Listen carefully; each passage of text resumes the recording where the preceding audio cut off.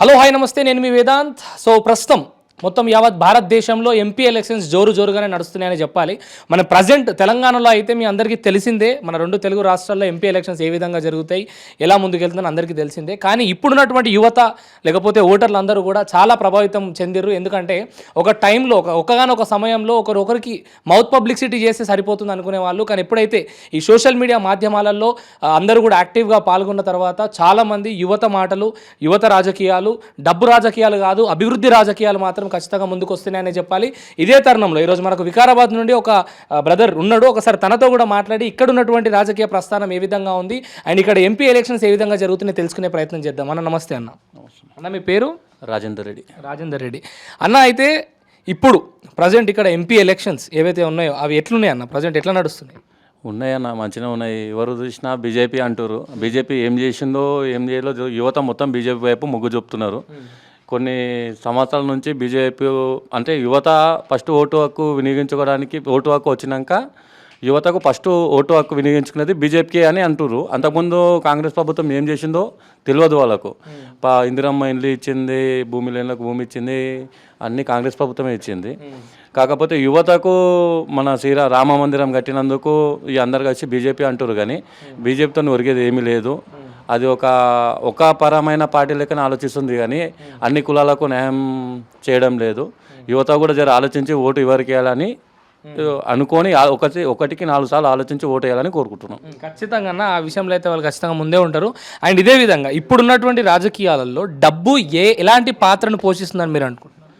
డబ్బు ఎలాంటి పాత్ర పోషిస్తుంది అంటే అన్న, చూపుతున్నారు అన్న, ఎవరైనా ఏ లీడర్ అయినా సరే ఎవరైనా సరే, కానీ మద్యానికి బిర్యానీలకు పుట్టాలకు అమ్ముడు పోకుండా స్వచ్ఛందంతో ఓటు వేసుకుంటే రేపు పొద్దున మనం ఏమైనా అడగాలనుకున్నా ధైర్యంగా పోయి ముంగల పోయి మరే మీకు ఓటేసినాం రాబోయే మాకు ఇది కావాలని చెప్పి కొట్టాడే ధైర్యం ఉంటుంది. అదే డబ్బు మద్యం తీసుకుంటే వేస్ట్ అన్న. మనం మనం అమ్ముకునే పరిస్థితికి వచ్చేసింది. అది డబ్బు మద్యానికి అమ్ముడు పోకుండా ఓటు వేసేటప్పుడు ఆలోచించి వేసి మన జీవితాలను మనం బాగు చేసుకుందాం ఉండాలి. రాజకీయంగా మీకున్నటువంటి నాలెడ్జ్ ప్రకారం రాజకీయంగా మీ జీవితంలో who is your best leader అంటే మీరు ఏం చెప్తారనంటే, ఒక లీడర్ అనగానే నిద్రలోకి లేపినా కూడా అరే ఈ లీడర్లా ఉండాలి అని మీరు అనుకునే లీడర్ ఎవరన్నా? మాకు అనుకున్న లీడర్ ఇక్కడ మా అన్న ప్రసాద్ అన్న. నాకు తెలివచ్చింది, నేను చూస్తున్నది మా అన్న, మా ప్రసాద్ అనే చూస్తున్నాము. మా ప్రసాద్ అన్న ఇప్పుడు ఏ అర్ధరాత్రిలో ఫోన్ చేసినా మాకు అందుబాటులో ఉంటాడు, మాకు అన్నీ చేస్తారు, అలా వెలుగా చేస్తారు. ఇక తర్వాత వచ్చేసి సునీతమ్మ, పట్నం సునీతమ్మ మాకు ఏం చేసినట్టే 3 సార్లు ఎలక్ట్రిక్ జడ్పీ చైర్పర్సన్.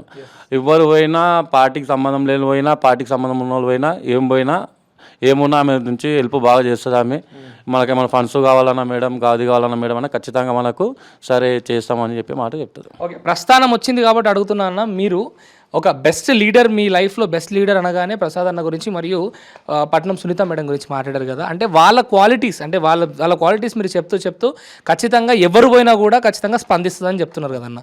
సరే మీరు చెప్పండి అన్న, ఇక్కడ ఈ నియోజకవర్గం కానీ ఇది ఇక్కడ ఏరియా కానీ తాను చేసినటువంటి అభివృద్ధి కార్యక్రమాలు 2-3 చెప్పండి అన్న. ఆమె అన్న మనకు ఏమంటారు జెడ్పీ పర్సన్ కదా ఆమె. మనకు రోడ్లు ఏవి బీటీ రోడ్స్ కానీ మనకు చాలా చేసింది అన్న. ఒకటి అని లేదు, చాలా చెప్పుకుంటూ పోతే చాలా చేసింది ఆమె. చాలా చేసింది, చాలా మంచి వ్యక్తి అన్న ఆమె. ఆమె పైన కొంతమంది గుండెలు తన బీఆర్ఎస్ పార్టీ వాళ్ళే ఆమె మీద ఆమె మంచి పనులు చేస్తుంటే ఆమె మీద దాడి చేయించారు.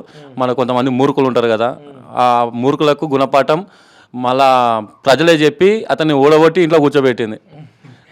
ఓకే, అయితే సరే అన్న, మీరు అన్నట్టుగా గత 3 టర్మ్స్ నుంచి మీరు వాళ్ళు పాలిస్తున్నారు కాబట్టి గత 3 సంవత్సరాలు అంటే గత 15 సంవత్సరాల నుండి మీరు వాళ్ళ పాలనలో ఉన్నారు కాబట్టి ఇప్పుడు ఈసారి మాత్రం మీకు అవకాశం లేదు. ఎందుకంటే లోక్సభ ఎన్నికలలో మాత్రం తను మల్కాజ్గిరి డివిజన్కి వెళ్ళింది కాబట్టి. సో అక్కడ ఆ డివిజన్ ప్రజలకు మీరేమన్నా, ఎందుకంటే తను చేసినటువంటి అభివృద్ధి కార్యక్రమాలు ఖచ్చితంగా మీకే బాధ తెలవాలి, ఇక్కడ డివిజన్లో మీరు ఉన్నారు కాబట్టి. సో మీరు ఏమన్నా వాళ్ళకి చెప్పాలనుకుంటే ఆ ప్రజలకు ఏం చెప్తారు? మల్కాజ్గిరి ప్రజలకు నేను ఒకటే చెప్తున్నా, ఆమె లాంటి వ్యక్తి మనకు దొరకడం మనం చాలా అదృష్టం. మల్కాజ్గిరికి ప్రజలందరికీ అదృష్టము. ఆమెకు ఓటు వేసి ఆమెని గెలిపించాలని కోరుకుంటున్నాము. బీజేపీకి అయితే ఈటల రాజేందర్ అయితే వేస్ట్. అంటే నా ప్రశ్న ప్రతిసారి బీజేపీ అన్నారు, బీజేపీ పైన ఉన్నటువంటి వ్యతిరేకంతో మీరు సునీతమ్మ గారిని పొగుడుతున్నారా, లేకపోతే అసలు ఏంది ఉన్న వాస్తవం చెప్పండి. లేదు ఎవరైనా యువత అనేది ఉంది కాబట్టి బీజేపీ ప్రస్థానం తీసుకొచ్చినాం మనము. మాకు ఏం లేదు కానీ సునీత మహేందర్ రెడ్డి గారిని మల్కాజ్గిరి ప్రజలు ఓరోట్టుకోదు. ఆమె నుంచే డెవలప్మెంట్ అవుతుంది. మల్కాజ్గిరి అభివృద్ధి చెందాలంటే ఖచ్చితంగా సునీత మహేందర్ రెడ్డి గారికి ఓటు వేయాలని కోరుతున్నాను. ఖచ్చితంగా ఆమెకే ఓటు వేయాలని కోరుకుంటున్నాను. థ్యాంక్ యూ అన్న, thank you so much for your opinion అన్న. జై హింద్. సబ్స్క్రైబ్ చేయండి.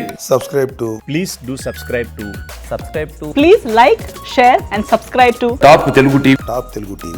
Top Telugu TV.